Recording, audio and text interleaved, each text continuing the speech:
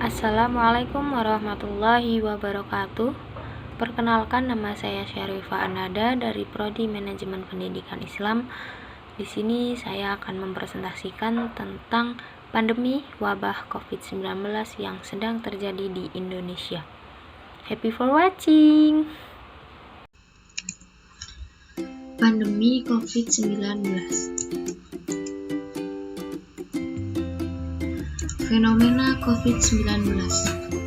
Pandemi COVID-19 di Indonesia merupakan bagian dari pandemi penyakit coronavirus 2019 atau COVID-19 yang sekarang sedang terjadi di seluruh dunia. Kasus positif 19 di Indonesia pertama kali dideteksi pada tanggal 2 Maret 2020 ketika 2 orang terkonfirmasi tertular dari seorang warga negara Jepang. Ketika 2 orang terkonfirmasi tertular dari seorang warga negara Jepang, pada tanggal 9 April pandemi sudah menyebar ke 34 provinsi dengan DKI Jakarta, Jawa Timur, dan Jawa Barat sebagai provinsi paling terpapar virus corona di Indonesia. Sampai tanggal 22 November 2020, Indonesia telah melaporkan 497.698 kasus positif, menempati peringkat pertama terbanyak di Asia Tenggara. Dalam hal angka kematian, Indonesia menempati peringkat ketiga terbanyak di Asia dengan 15.884 angka kematian. Namun, angka kematian diperkirakan jauh lebih tinggi dari data yang dilaporkan, lantaran tidak terhitungnya kasus kematian dengan gejala COVID-19 akut yang belum terkonfirmasi atau belum dites. Sementara itu, diumumkan 418.188 orang telah sembuh dan menyisakan 63.596 kasus yang sedang dirawat. Pemerintah Indonesia telah menguji 3.553.142 orang dari total 269 juta penduduk, yang berarti hanya sekitar 13.179 orang per 1 juta penduduk.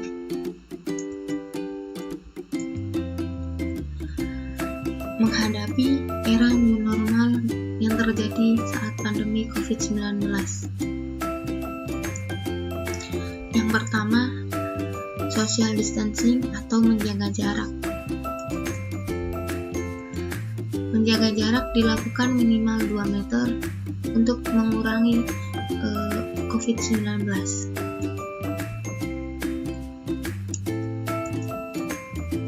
Yang kedua, memakai masker. Memakai masker saat berada di luar rumah wajib dilakukan untuk mengurangi penyebaran COVID-19. Kemudian, mencuci tangan dengan menggunakan sabun.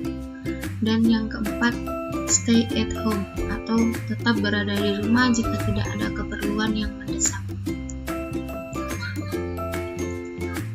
Adapun gejala yang dihadapi ketika COVID-19.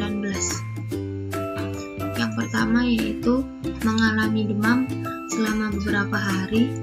Yang kedua, mengalami mual dan muntah. Yang ketiga, mengalami batuk dengan dahak. Yang keempat, mengalami sesak nafas dan gangguan dalam indera penciuman. Adapun beberapa kebijakan pemerintah terkait wabah COVID-19 saat ini.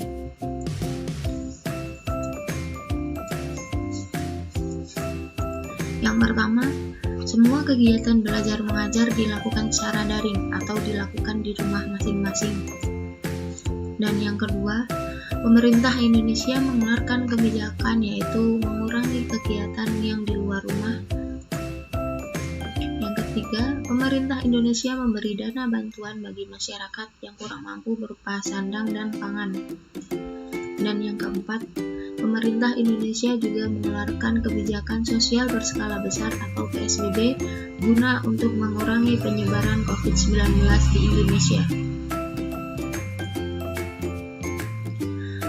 Hadis yang menjelaskan tentang wabah diriwayatkan oleh Bukhari dan Muslim, yaitu Rasulullah SAW taun atau wabah penyakit menular adalah suatu peringatan dari Allah Subhanahu wa Ta'ala untuk menguji hamba-hambanya dari kalangan manusia.